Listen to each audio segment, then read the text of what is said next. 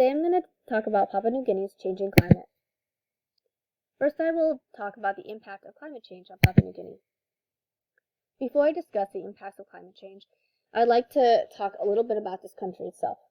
Papua New Guinea has a population of 7.1 million people and a landmass spanning some 460,000 square miles. In fact, Papua New Guinea is the largest nation in the Pacific Southwest. 85% of Papua New Guineans depend on subsistence agriculture. Unfortunately, climate change is threatening the people's ability to practice subsistence agriculture, and these people rely on subsistence agriculture for their survival.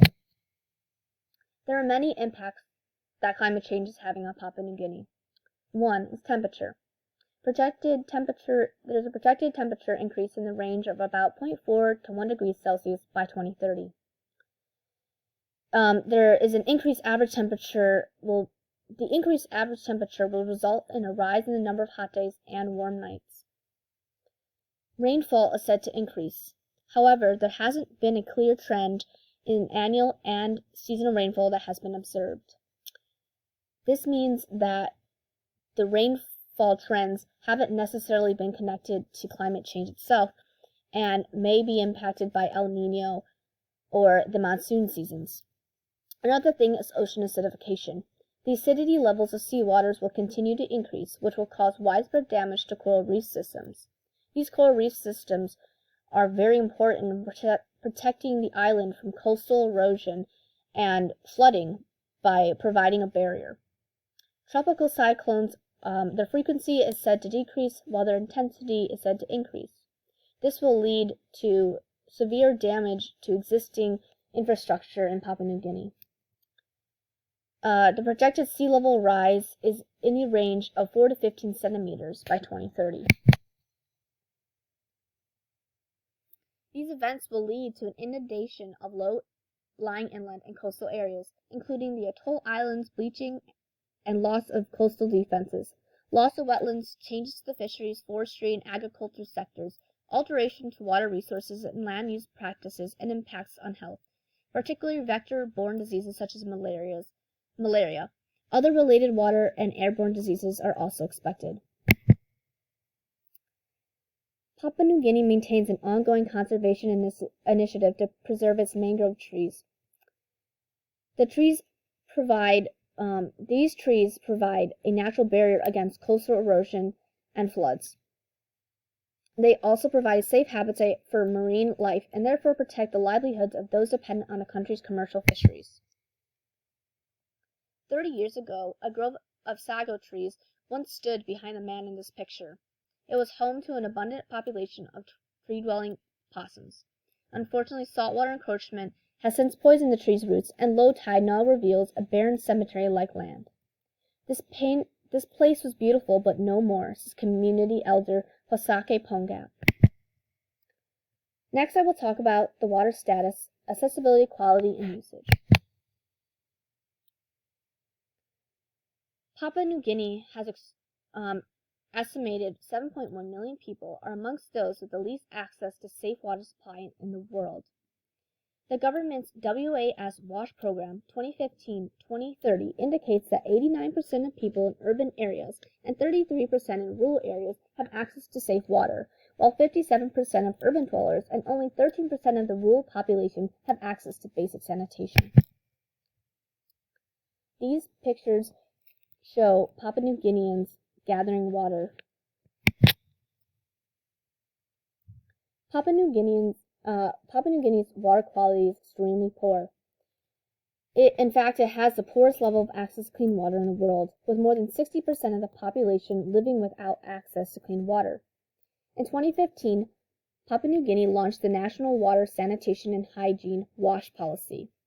This policy aimed to reverse the trend and improve water sanitation and hygiene service delivery for the benefit of the people of Papua New Guinea. This policy identified 7 particular strategies, including a revised institutional framework and improved monitoring. This provided for a focused, clear, and strategic approach to improving access to water sanitation, establishing improved service delivery, and performance monitoring framework that links the ambition of existing government development policies to actual improved services on the ground. Saltwater intrusion has led to loss of food and fresh water in Papua New Guinea. This has decreased the water quality of Papua New Guinea. Usage. In 2005, the total water withdrawal was estimated at 392 million meters cubed, of which about 1 million meters cubed for agriculture, and 223.5 million for municipalities, and 167.6 million meters cubed for industries. Water use was about 0.3% for agriculture, 5.7% from 57% from municipalities, and 42.7% for industries. These pictures depict school children drinking from the water and washing their hands. Lastly, I will talk about the political landscape. A quote from Sir Michael Somare, the Prime Minister of Papua New Guinea, says, "PNG is ready to act. We plan to cut emissions between 50 to 75% by 2030 and become carbon neutral before 2050. My government has developed a strategy for climate-compatible development and set up a new, lean and professional Office of Climate Change and Development." Papua New Guinea's goals are to have the projected emissions by 2030 and become carbon neutral by 2050 to reduce vulnerability to climate change associated risk while tripling GDP per capita by 2030.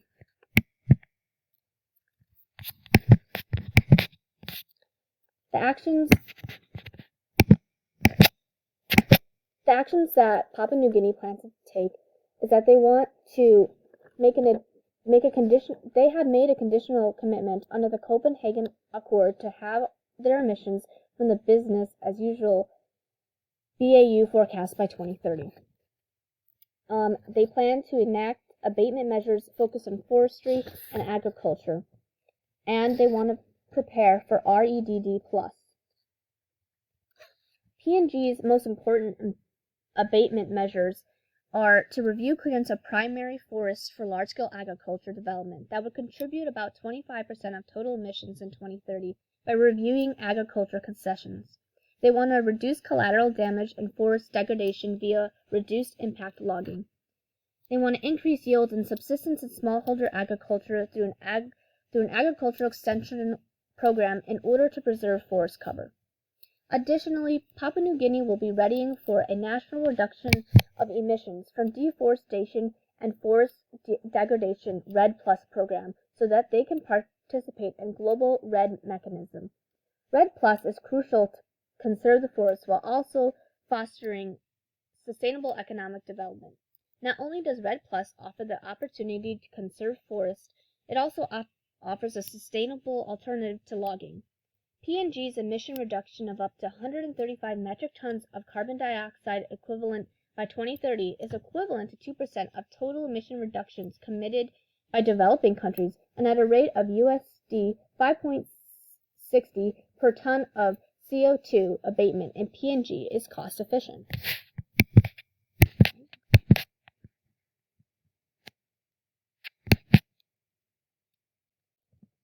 Here are 3 takeaways. 1. Climate change has had a negative social, economic, and environmental impacts on Papua New Guinea. Papua New Guinea has the worst access to clean water. Impacts from climate change will continue to make access more difficult if action is not taken. 3. Papua New Guinea's government has developed a comprehensive plan to reduce emissions and mitigate the effects of climate change. Thank you.